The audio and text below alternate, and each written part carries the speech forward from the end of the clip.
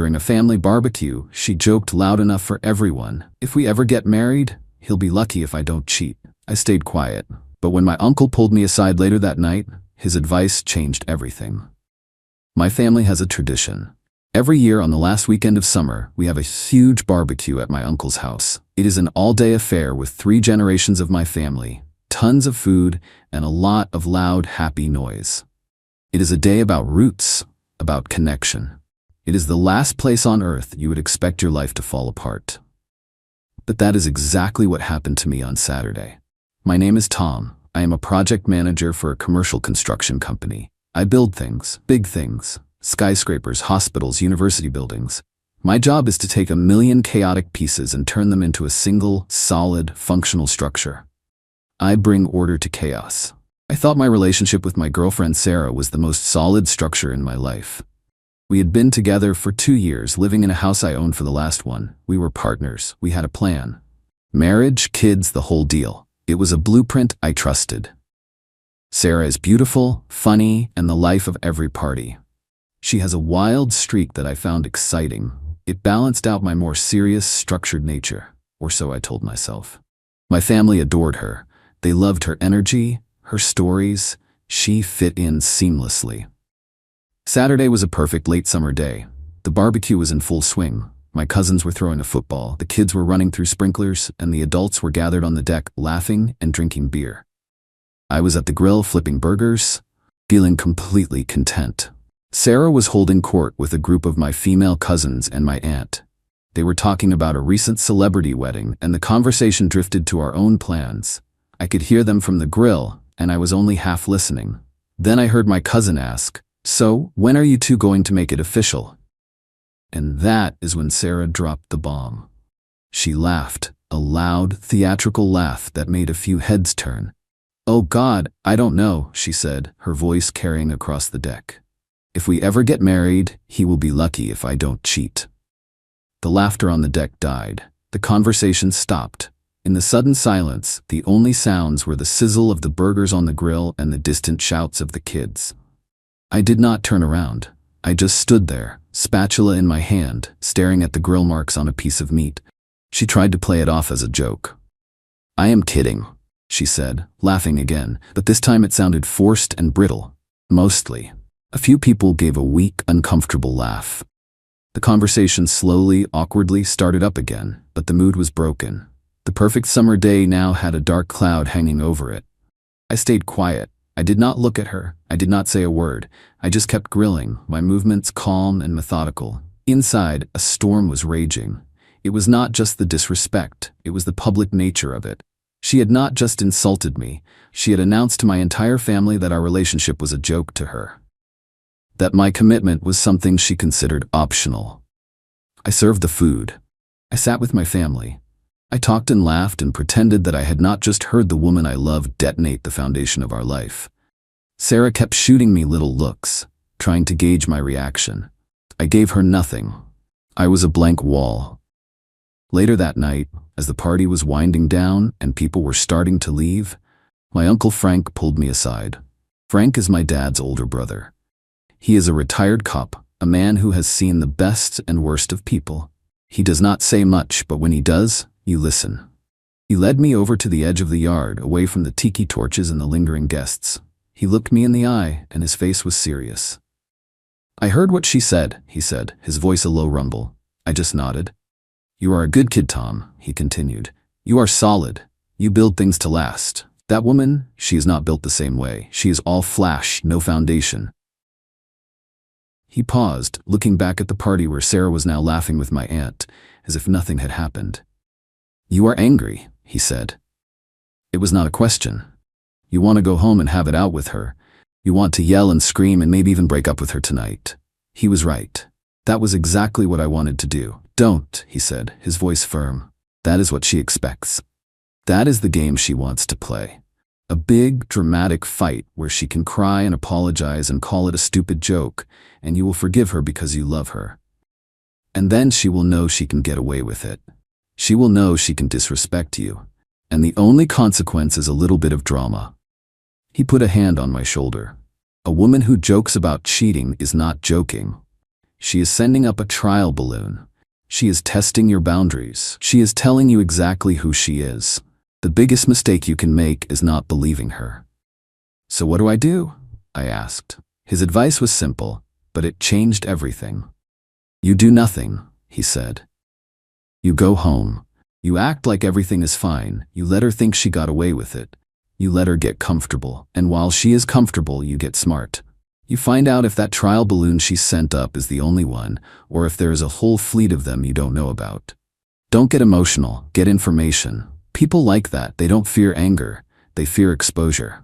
You want to end it? Fine. But don't end it on her terms, end it on yours. Make sure when you walk away, she understands exactly what she lost and why." I looked at my uncle and I understood. He was not telling me to be a wimp, he was telling me to be a strategist. He was giving me a new blueprint. The old one, the one with marriage and kids, was gone. The new one was for a demolition. A quiet, careful, and complete demolition. I went back to the party, smiled at my girlfriend, and started planning. Update 1. It has been 1 week since the barbecue. 1 week of playing the part of the forgiving boyfriend, and 1 week of methodical, silent investigation. My Uncle Frank's advice has been my guiding principle. Don't get emotional. Get information.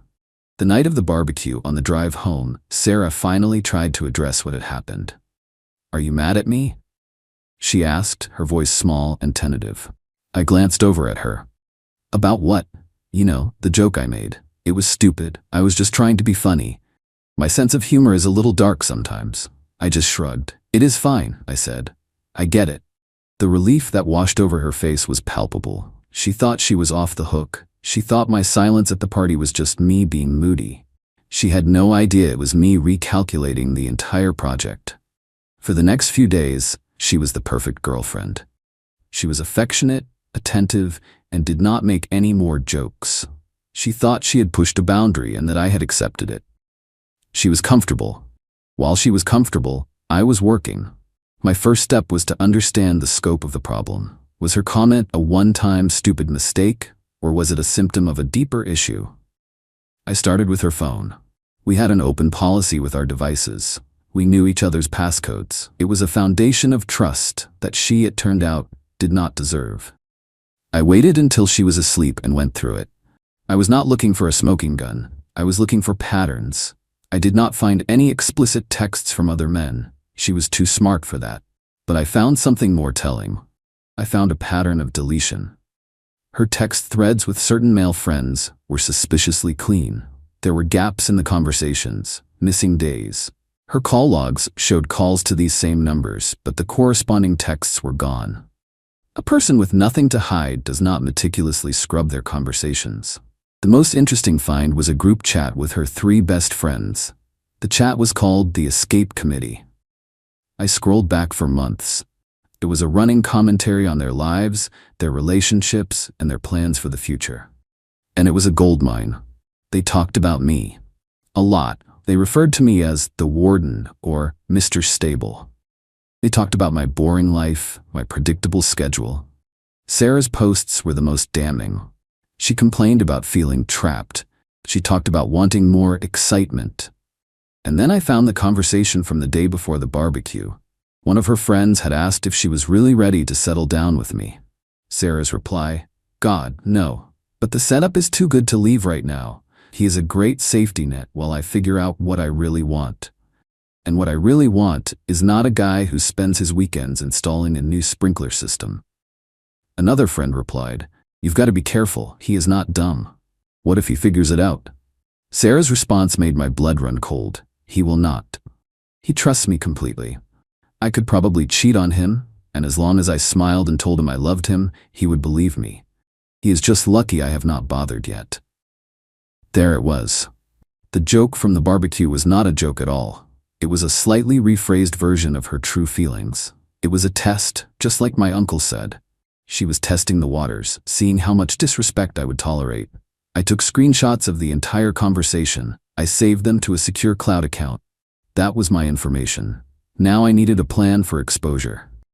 The opportunity presented itself 2 days later. Sarah came home excited. Her best friend, the one who had asked if she was ready to settle down, was getting engaged. Her fiancé had proposed on a trip to Paris. They were going to have a big fancy engagement party in 3 weeks at a downtown hotel. "It is going to be amazing," Sarah said, her eyes shining. "Everyone is going to be there. We have to get you a new suit." A party. A big fancy party, full of her friends and the people she wanted to impress. The stage was perfect. I spent the next week preparing. I continued to play the part of the perfect boyfriend. I helped her pick out a dress for the party. I booked an appointment to get a new suit. I listened to her talk endlessly about the engagement, about Paris, about the size of her friend's diamond. Meanwhile, I was making my own preparations. I contacted the event planner for the party, a woman my company had worked with on a few corporate events. I told her I wanted to do a special surprise for the newly engaged couple. I wanted to put together a slideshow of pictures of them to be played on the big screens at the party. She thought it was a wonderful idea and gave me the technical specifications for the video file. I spent hours putting the video together. It started innocently enough. Pictures of the happy couple, pictures of them with their friends, including Sarah. I even included a few pictures of me and Sarah, smiling, looking like the perfect couple. But the last 30 seconds of the video were different. The last 30 seconds were the screenshots from her group chat. I set the screenshots to scroll slowly across the screen, her own words appearing in huge, undeniable letters set to a soft, romantic piano score. "He is a great safety net while I figure out what I really want. He trusts me completely. He is just lucky I have not bothered to cheat yet." The video was ready. The stage was set. All I had to do was wait for the performance. Sarah thought this party was about her friend. She had no idea it was about to be her grand finale. Update 2. The night of the engagement party felt like the calm before a hurricane. I was not nervous. I was focused. I had a job to do, a structure to demolish, and I had the right tools for the job. We arrived at the hotel ballroom, and it was exactly as Sarah had described. It was a sea of expensive dresses, tailored suits, and the quiet hum of people who believed their own hype. Sarah was in her element, flitting from group to group, laughing and air-kissing, dragging me along like a well-behaved accessory. I just smiled, nodded, and played my part. I found the event planner and gave her the thumb drive with the video file. "It is all set," I told her. "Just play it right after the father of the bride's toast." She gave me a thumbs up and disappeared into the control booth. An hour into the party, the toasts began. The father of the bride gave a tearful speech. The groom's best man told a few embarrassing stories. Then the groom himself got up and gave a heartfelt tribute to his new fiancée, Sarah's best friend. As he finished, the lights in the ballroom dimmed. The event planner's voice came over the sound system. "And now, a special surprise from a dear friend, a look back at some happy memories." The romantic piano music started. The slideshow began. I was standing next to Sarah, near the back of the room. She squeezed my arm, a genuine smile on her face. "This is so sweet," she whispered. The first few minutes were perfect. Pictures of the happy couple flashed on the 3 large screens around the room. The guests were all smiling, some dabbing their eyes. Then, the music swelled, and the final 30 seconds began. The first screenshot appeared. Sarah's words, "He is a great safety net while I figure out what I really want." I felt her hand on my arm go rigid. Her smile froze. "What is this?" She hissed, her voice a strangled whisper. The next screenshot appeared. "He trusts me completely." A low murmur started to spread through the room as people read the words on the screen. People were turning, looking from the screens to Sarah, their expressions shifting from happy celebration to confused shock. And then the final screenshot, the one from the barbecue, filled the screens. "He is just lucky I have not bothered to cheat yet." The room went completely silent. The only sound was the soft piano music, which now sounded like a funeral dirge. The video ended. The screens went black. The lights came up, and in that brightly lit, silent ballroom, every single eye was on Sarah. Her face was a mask of pure, horrified disbelief. Her friends, the members of her escape committee, were staring at her, their own faces pale with shock and dawning dread. They had been exposed along with her. I turned to look at her. The beautiful, confident woman I had been with for 2 years was gone. In her place was a stranger, a person stripped bare of all her lies, standing in the wreckage of her own creation. I leaned in close, my voice a quiet whisper that only she could hear. The joke is not funny anymore, is it? I did not wait for an answer. I took a step back, turned, and walked out of the ballroom. I did not run. I did not look back. I just walked, my steps steady and even, leaving the chaos behind me. As the ballroom doors swung shut, I heard the first sounds of the aftermath. A woman crying, a man shouting. The storm had finally broken. My Uncle Frank was waiting for me in the hotel lobby. I had called him earlier that day and told him what I was going to do. He just nodded and said, "I will be there." He stood up as I approached. He did not ask how it went, he just looked at me, a small, proud smile on his face. "Let's go get a beer," he said. "You look like a man who just got out of prison." And he was right, I was free. Final update. It has been 6 months since the engagement party. The demolition is complete, and I have spent the time since then clearing the site and starting to build something new. The final chapter of this story is not about drama or revenge. It is about consequences and the quiet, satisfying process of moving on. The fallout from that night was immediate and absolute. The engagement party ended in chaos. Sarah had a complete meltdown. Her friends, the escape committee, were caught in the blast. The bride-to-be, her supposed best friend, was furious that her perfect night had been ruined. Their friendship, I am told, is over. Sarah's social life was obliterated. The story of what happened spread like a virus through her circle. The evidence was undeniable. She was not the victim, she was the architect of her own humiliation. The friends she had tried so hard to impress saw her for what she was, a user, a person who saw relationships as a temporary convenience. They abandoned her. She tried to launch a counter-offensive, of course. She told people I was a psycho, that I had doctored the screenshots, that I was a controlling monster. But it did not work. My reputation was solid. And her own words, displayed for all to see, were too damning. She lost her job. It turned out the fiancé of her friend, the groom from the party, was a partner at the marketing firm where she worked. He did not fire her directly. He did not have to. The work environment became so toxic, so full of whispers and sideways glances, that she was forced to resign. She had to move out of my house, of course. I had already packed her things. She sent her father to come and get them. I was not there. I left the boxes in the garage. Her father, a man I had always respected, did not even look me in the eye when I saw him briefly a few weeks later. The shame was too great. She is now living in a small apartment across town. She is working a low-level job, trying to rebuild her life. She has no friends, no partner, and a reputation that will follow her for a long time. I received one communication from her about 2 months ago. It was a long, rambling email. It was a mix of apologies, accusations, and self-pity. She wrote that the barbecue comment was the biggest mistake of her life.